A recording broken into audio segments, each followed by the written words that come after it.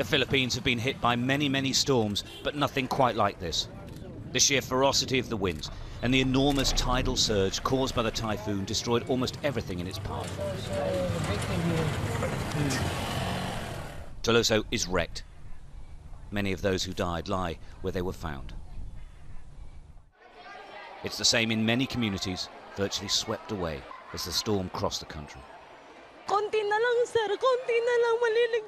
Just a few more moments and we all would have been saved, but I accidentally let go of my daughter's hand. I guess she had to be sacrificed, otherwise I wouldn't have been able to escape. She must have known if I kept carrying her, both of us would have drowned. Stranded survivors appeal for help to passing planes. Some have brought food, water and medical supplies, but it isn't enough, not nearly enough. In wrecked buildings, survivors scavenge for food.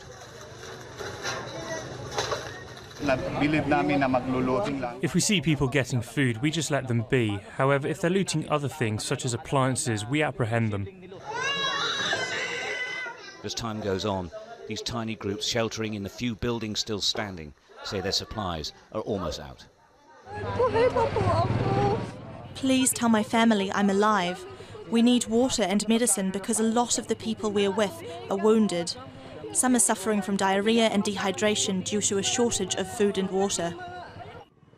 With blocked roads and broken bridges, the local relief effort is moving slowly. The government has declared a state of national calamity to allow it to take direct control of this disaster relief. We are declaring a state of national calamity to accelerate the efforts of government to save, to render aid and to rehabilitate the provinces that were ravaged by the storm. This is important so that we can ensure control over the price of the basic commodities and services that our countrymen will need to avoid overpricing and hoarding of vital products. While the aid effort has been hampered by the huge amount of destruction to infrastructure across large parts of the country, the bad news is that another storm is predicted to hit in the next 24 hours or so. Meteorologists say that it won't be as powerful as Haiyan, but it will follow the same course. And with the amount of destruction that's already happened, things will only get worse for the survivors. As some aid flights heavily laden with supplies do get into the disaster zone, there is a sense that the relief effort is racing against time and the elements. They need to get people to safety in large numbers. People like this baby girl, born on the floor of an airport control tower. Her birth and her mother's survival bringing some relief to this terrible disaster. The people of the Philippines live with storms, over 20 a year on average.